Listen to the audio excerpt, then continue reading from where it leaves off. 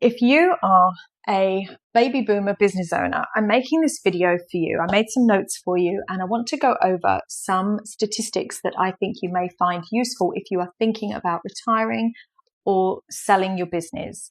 So there currently are 35 million small businesses in the US, and 50% of those, well, actually, correction, there's just under 35 million small businesses in the US, and 50% of those are owned by baby boomers, so by your generation.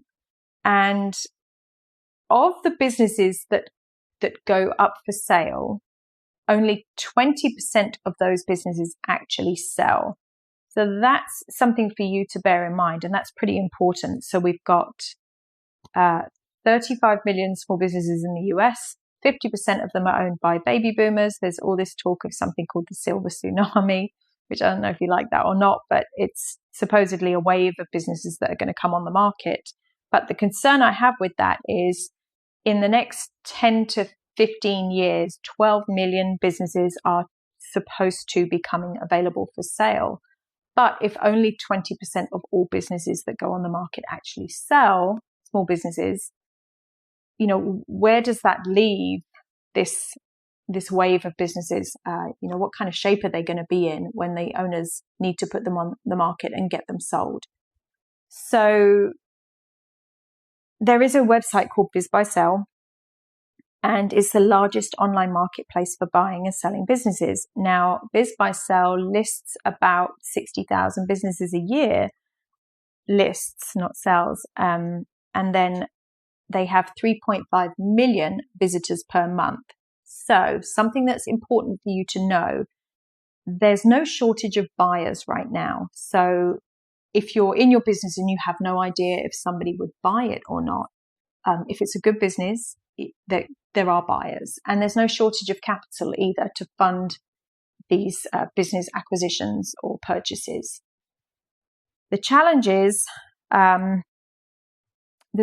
you will face is if the business is not very profitable, then you'll have a smaller pool of buyers available to you. And here's why.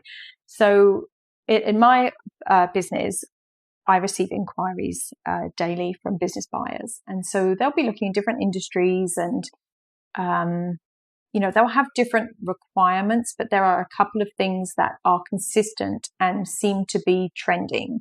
So most of them want about 500,000 in EBITDA, right? And that just means that they want 500,000 in free cash flow. I've seen a few inquiries where they will go as low as 250,000 or 300,000, but the sweet spot for starting is they want 500,000 in cash flow. So, if your business is running on really tight margins, as you can see when you go to market, you'll have less buyers available to you, just based on what's happening right now in the marketplace. But another statistic, I found this one out the other day, and actually a very successful business broker. She's done a lot of deals, a lot of transactions. She said that 90% of all the buyers looking for businesses don't actually buy something. Now, I don't know the why on that. I don't know if that's because of the stats of how many businesses are actually sellable. It could be, right? Or if it's just that some of those buyers are tire kicking or they get cold feet and they don't go through with it. Okay, types of business buyers that are going to be available to you. So there's something called searchers, and hopefully that comes across with the accent, but searchers are people who are doing entrepreneurship through acquisition. So it's very popular right now, and it will be a younger buyer. Maybe they've been to business school or they've taken a course or a program, but they will be looking to pursue their entrepreneurship career through acquiring businesses as opposed to starting and building a business as you probably did. So that's a little shift that's different now. There are a lot of people looking for businesses to buy. There are first-time buyers, which tend to be people that have had corporate careers, and they are maybe they're in their 40s and 50s, and their children, they're almost empty nesters or they've just become empty nesters. and they are looking to take control of their career kind of a little bit later in life. And those are pretty good candidates for buying a business from someone like yourself, a baby boomer, because they do have financial security, they have maturity, many of them will have built up money in a 401k, which they can actually partially fund the purchase with that money through something called a ROBS program. I have seen it where they will want to run the business with their spouse. So sometimes that will be the case where the children they're all in college now, so the couple are actually ready to work together. I did see that recently, which is usually, that's a nice handover for a business owner, especially if you have a family business, right? There have been changes to SBA lending recently with the new administration, so things are tightening up a little bit. The SBA lending lenders had a lot of defaults in 2024, so things are being tightened up to get that program back in the black. And so what are buyers looking for? This is funny. This is a note I made. So buyers are looking for cooperative business brokers. So if you do list your business with a broker, I'm hearing that buyers I guess it's two different sides of the table, but the business broker should be cooperative and helpful. And I am hearing that buyers they complain about that a little bit. So just something to know. They're looking for 500,000 in EBITDA, as I mentioned, or profit cash flow from the business.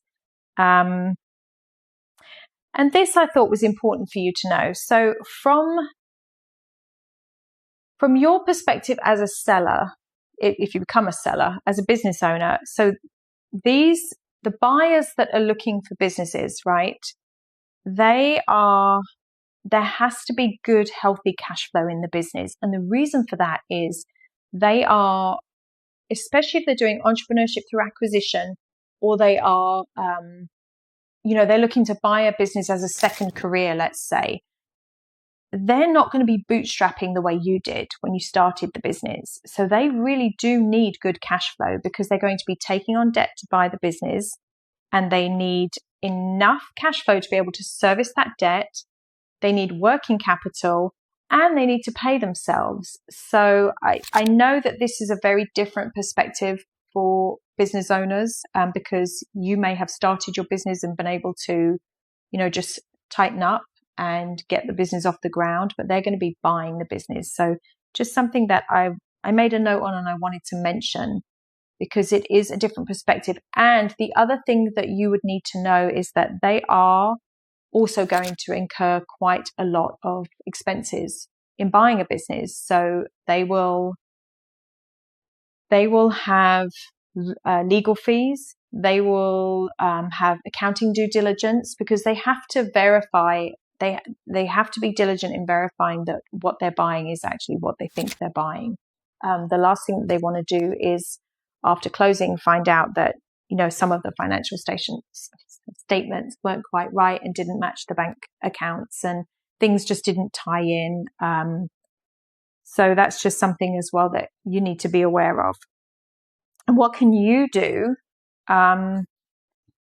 in this current market, or what should you be doing, right? So let's say, okay, I've given you the overview of the market itself. We've got very low success rate on businesses selling, 20%. So you will want to make sure that your business is in that 20%, not in the bulk of the 80% that don't sell. One of the tragedies that I have seen is people listing a business for sale and then it's just listed. I think that it's really important, because listing a business is completely different from selling a business. And I think it's really important that instead of having the business listed for 12 months, maybe spend 12 months getting the business making improvements. And these could be tweaks, because you've been running the business if you've been running the business for 30 years, it's feeding you, it's feeding your family, it's feeding all your employees and all their families. So there's goodness there. It just needs to be set up in such a way that the value is measurable so that somebody can pay you for it. So I think, what you can do is, step one, have a valuation done. But step two, in conjunction with that, I think doing a valuation and a SWOT analysis, so that's your strengths, weaknesses, opportunities, and threats, having that whole analysis done with your valuation would be a very good first move so that you can see, where you're at. Because I think the mistake that some small business owners make is they decide they're ready, they get a valuation done, and then they put the business on the market, and you start finding things out, especially when you start to receive offers. That's when your buyer will start to do due diligence, and there will be things that will come up that you maybe didn't think were important, or maybe you didn't disclose to the professional that you were selling the business through, or maybe you've listed the business yourself, because there's websites that you can actually list the business yourself on BizBuySell and many other places.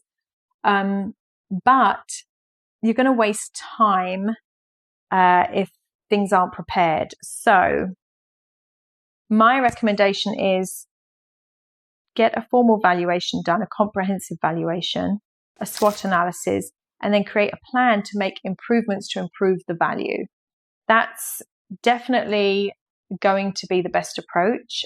You're going to invest a little bit of money up front, but you're going to make that money back when you sell the business, because the business is going to be more valuable, and you're going to be able to get closer to the asking price that you want. Because for you have life after this. And I'll give you, in wrapping up this video, I'll give you two case studies. One of them is very good and one of them is very bad. So the first one is, I'm going to call the gentleman Mr. Jones. Now we've got Mr. Jones is the good story, and then Mr. Smith is the bad story. And these are true stories. So Mr. Jones, he had a business that did have over 500,000 in cash flow. And he ran his business in such a way that he could take time off. He could take a month off with no problem. And that's usually the telltale sign of if the business is really running well without you. Have you taken an extended amount of time off?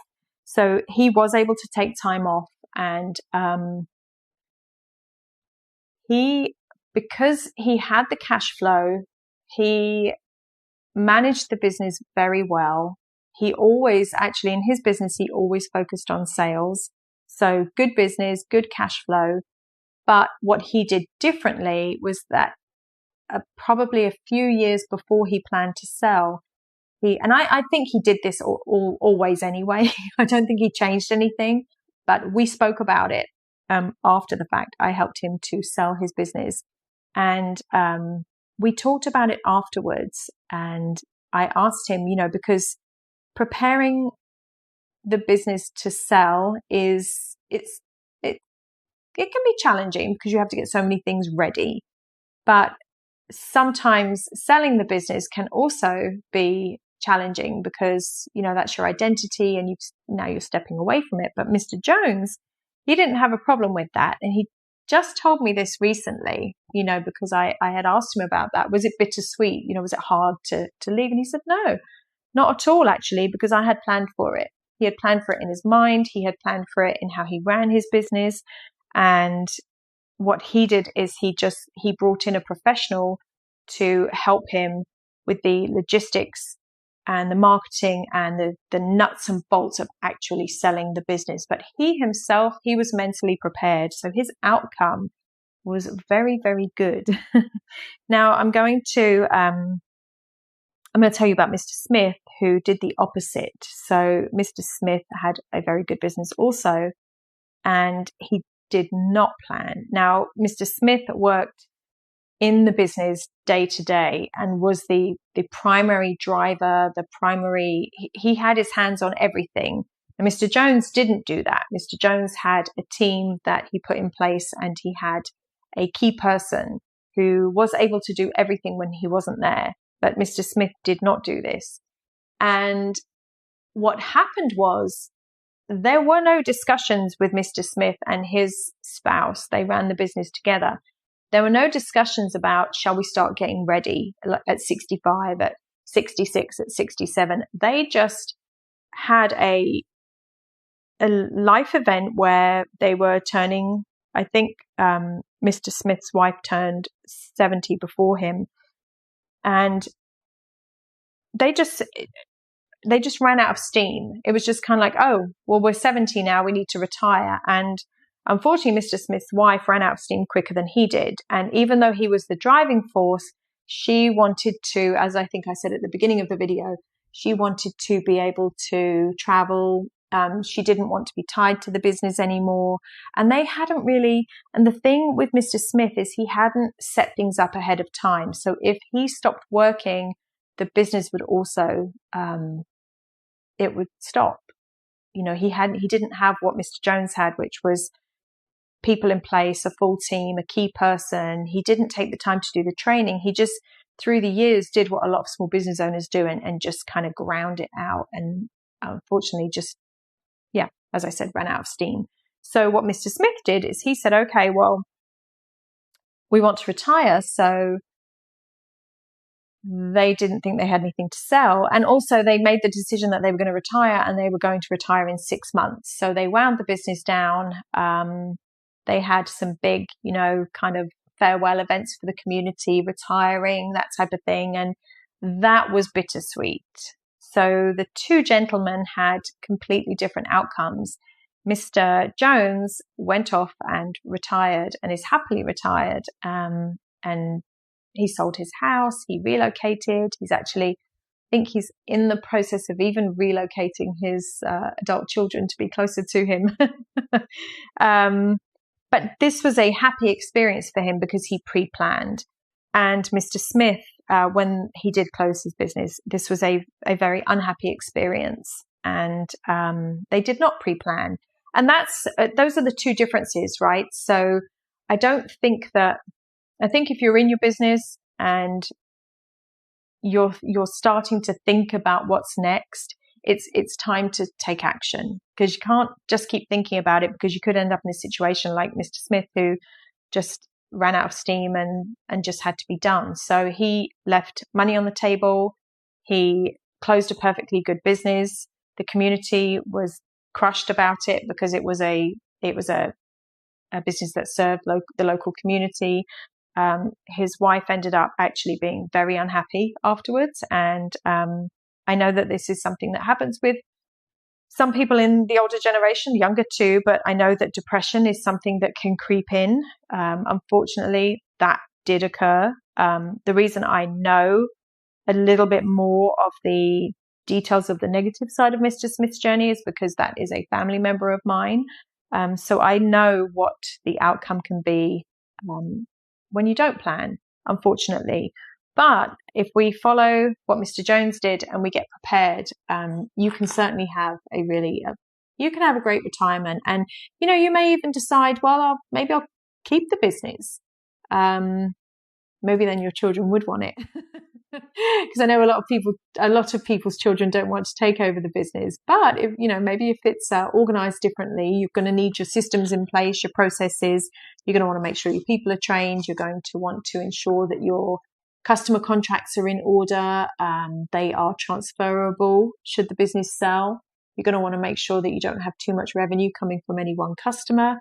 What else will you need to do? You'll want to have your financials in order, because, as I said, your buyer they're going to do a lot of due diligence on the business. Now, if you get all of that ready ahead of time and you invest some time, you could take 6 months, you could take up to 24 months if you needed to.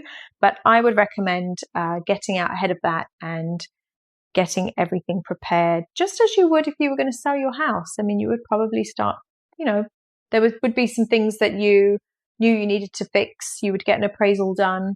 And if you didn't, if you knew there was a lot of wear and tear on the house, and you would fully expect to discount it somewhat. So it's similar. I know that selling a business is a lot more complicated than selling a house, but that's certainly one way that you could look at it. If you don't want to discount, and if you want to get in that 20% that's going to sell, there's probably going to be some work to do. So if you would like to join me, each week I'm doing an online webinar where we will go into this in a little more detail, and I will also do Q&A at the end of it. So if this is interesting to you and you'd like to just join me for a Zoom so that we can talk about this further and I can answer your questions, I'm happy to do that. But hopefully this is helpful, and if it's time to retire, then why not get started now?